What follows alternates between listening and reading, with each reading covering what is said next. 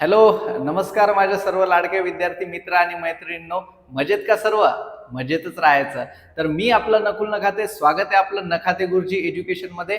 आज आपल्याला महत्वाचा टॉपिक पाहायचा आहे ग्रॅव्हिटेशनचा, युनिव्हर्सल लॉ ऑफ ग्रॅव्हिटेशन. बघा, हा जो युनिव्हर्सल लॉ ऑफ ग्रॅव्हिटेशन आहे हा दिला कोणी? तर न्यूटन यांनी दिलेला आहे. सर आयझॅक न्यूटन यांनी हा फॉर्म्युला दिलेला आहे. आणि याला युनिव्हर्सल लॉ का म्हणतात? कारण की हा जो नियम आहे ग्रॅव्हिटेशन बाबतचा हा सर्व विश्वामध्ये सेम लागू होतो, सगळीकडे लागू होतो, म्हणून याला म्हणतात universal law of gravitation.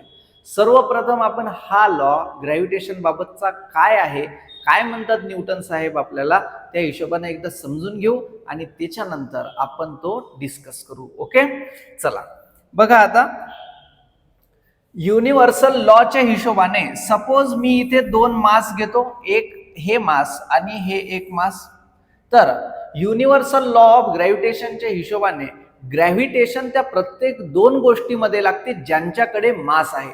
Suppose आपण म्हणू ही जी मी एक बॉडी घेतलेली आहे ज्याचं मास मी m1 आहे म्हणतो, आणि ही एक जी बॉडी आहे ज्याचं मास मी m2 आहे म्हणतो. आता ह्या दोन मास मध्ये जर ह्या दोन मासेस मध्ये 100% कोणता फोर्स लागणार? ग्रॅव्हिटेशनल फोर्स लागणार. ठीक आहे, मग ग्रॅव्हिटेशनल फोर्स आपण शिकल्याप्रमाणे कसा फोर्स आहे? अट्रॅक्शनचा. म्हणजे इथे ह्या दोन बॉडीज काय होणार? एकमेकांना अट्रॅक्ट करणार. असं कोणाच्या हिशोबाने? न्यूटन साहेब यांच्या हिशोबाने. ठीक आहे, मग इथे जो यांच्या दरम्यान फोर्स लागणार तो आपण कुठून मोजायचा? तर याच्या सेंटर पासून तर याच्या सेंटर पर्यंत यांच्या दरम्यान हा काय लागणार? फोर्स लागणार. म्हणजे मला जर या दोन ऑब्जेक्ट मधलं डिस्टन्स मोजायचं तर मी इथून इथे नाही मोजत, कुठून मोजणार? सेंटर पासून सेंटर पर्यंत. आलं लक्षात? बर, मग इथे हा फोर्स कसा आहे? अट्रॅक्शन वाला. म्हणजे हा जो फोर्स लागत आहे कोणता? ग्रॅव्हिटेशनल फोर्स हा अट्रॅक्शन वालाच असतो.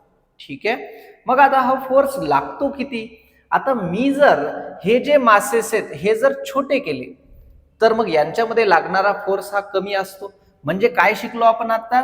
समजा मी जर m1 आणि m2 या दोन्हीचा गुणाकार केला की याचं मास आणि याचं मास, याचा प्रोडक्ट जर लहान असेल, की याला लहान केलं याला लहान केलं, मग याचा प्रोडक्ट जर लहान असेल तर यांच्यामध्ये लागणारा फोर्स पण, यांच्यामध्ये लागणारा जो फोर्स आहे तो पण कसा लागेल? कमी लागेल. आलं लक्षात? कोणता फोर्स? Gravitational force. आणि मी जर उलट केलं की याची साईज मोठी केली, याची पण साईज मोठी केली, तर या दोन्ही मिळूनच्या मासचा गुणाकार काय होईल? मोठा होईल. मग हे जर मासेसचा गुणाकार मोठा असेल तर यांच्यामध्ये जो अट्रॅक्शन वाला ग्रॅव्हिटीचा फोर्स आहे तो पण कसा लागेल? मोठा लागेल आणि जास्त लागेल. ठीक आहे, असं कोणी सांगितलं? ग्रॅव्हिटेशन लॉ सांगताना न्यूटन यांनी सांगितलं. आलं लक्षात? तर हे झालं मास विषयी. परंतु हीच जर आपण गोष्ट आता इथून ते इतका अंतराला जर मी सपोज म्हटलं डिस्टन्स, ठीक आहे, किंवा आपण म्हटलं याला आर, म्हणजेच दोन ऑब्जेक्ट मधल्या डिस्टन्सला आर म्हटलं, आणि डिस्टन्स मोजायचं कुठून? सेंटर पासून तर सेंटर पर्यंत. ठीक आहे, आता मी काय केलं? या दोन ऑब्जेक्टला जवळ आणलं. काय केलं? जवळ आणलं. जवळ आणल्यावर हे डिस्टन्स काय होणार? कमी होणार. आणि डिस्टन्स कमी झाल्याच्या नंतर हा फोर्स वाढणार. जसं आपण मॅग्नेट नाही का, जवळ जवळ जर आणले तर त्यांच्यामधला फोर्स काय होतो? जास्त वाढतो. तेच जर मी मॅग्नेट दूर दूर नेले तर त्याच्यातला फोर्स काय होतो? कमी होतो. तसंच हे मासेस जर मी जवळ जवळ आणले तर आर काय व्हायला लागला? कमी. डिस्टन्स कमी, तर फोर्स काय व्हायला लागला? जास्त.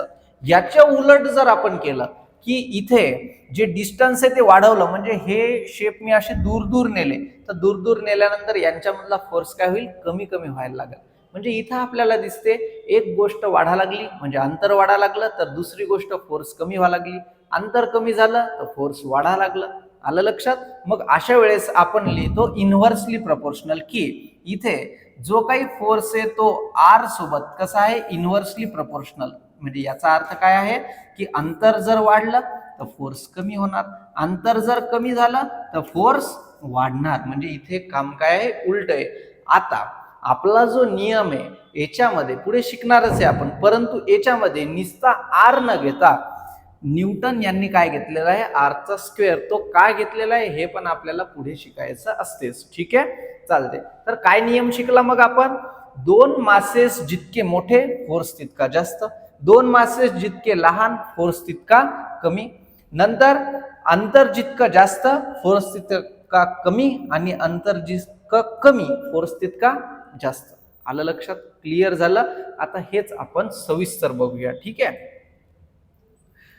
बघा, न्यूटनने काय ऑब्झर्वेशन केलं होतं की ऍपल खाली पडतोय हे ऑब्झर्व केलं. नंतर त्याने असा विचार केला की ऍपल खालीच का पडतंय, इकडे तिकडे का नाही झालं. मग त्याला माहित झालं की ग्रॅव्हिटेशनल फोर्स काम करायला लागलं. पुढे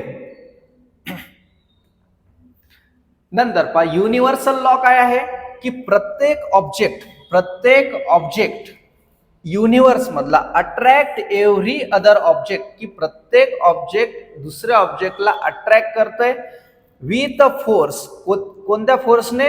the force which is directly proportional to product of masses. म्हणजे मग आपण बघितलं होतं, कोणते पण दोन मासेस घेतले त्याचं जे काही प्रोडक्ट आहे त्याच्यावर अवलंबून आहे की प्रोडक्ट जास्त तर मग फोर्स जास्त, प्रोडक्ट कमी तर फोर्स कमी. म्हणजे एक वाढलं की दुसरं वाढतंय, एक कमी झालं की दुसरं कमी होतंय. अशा रिलेशनला आपण म्हणतो डायरेक्टली प्रपोर्शनल. मग फोर्स कसा आहे? डायरेक्टली प्रपोर्शनल आहे मासेसच्या प्रोडक्टला आणि इन्व्हर्सली प्रपोर्शनल आहे square of distance between them. आता शिकला आपण की इन्व्हर्सली प्रपोर्शनल कोणासोबत आहे? आर स्क्वेअर सोबत. इन्व्हर्सली म्हणजे हे जर वाढलं तर फोर्स कमी होईल, हे जर डिस्टन्स कमी झालं तर फोर्स काय होईल? वाढेल. म्हणजे इथे एक वाढा लागलं तर दुसरं कमी व्हायला लागलं आणि एक कमी झालं तर दुसरं वाढा लागलं. याला आपण म्हणतो इन्व्हर्सली प्रपोर्शनल. तर इथे फोर्स इन्व्हर्सली प्रपोर्शनल कोणासोबत आहे? डिस्टन्सच्या स्क्वेअर सोबत, आरच्या स्क्वेअर सोबत. हा काय आहे आपला युनिव्हर्सल लॉ ऑफ ग्रॅव्हिटेशन. आलंय लक्षात तुमच्या? चालतंय. मग पुढे काय काय चेक केलं आता बघा. डायरेक्टली प्रपोर्शनल टू मास आणि इन्व्हर्सली प्रपोर्शनल टू आरचा स्क्वेअर.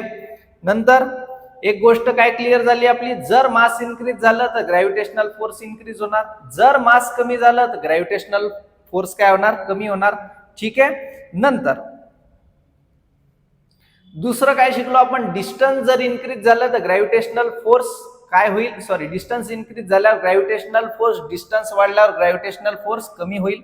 आणि डिस्टन्स जर कमी झालं, हे जर जवळ आले तर ग्रॅव्हिटेशनल फोर्स काय होईल? यांच्यामधला अट्रॅक्शन वाला वाढेल. ह्या गोष्टी आपल्या आता क्लिअर झाल्या.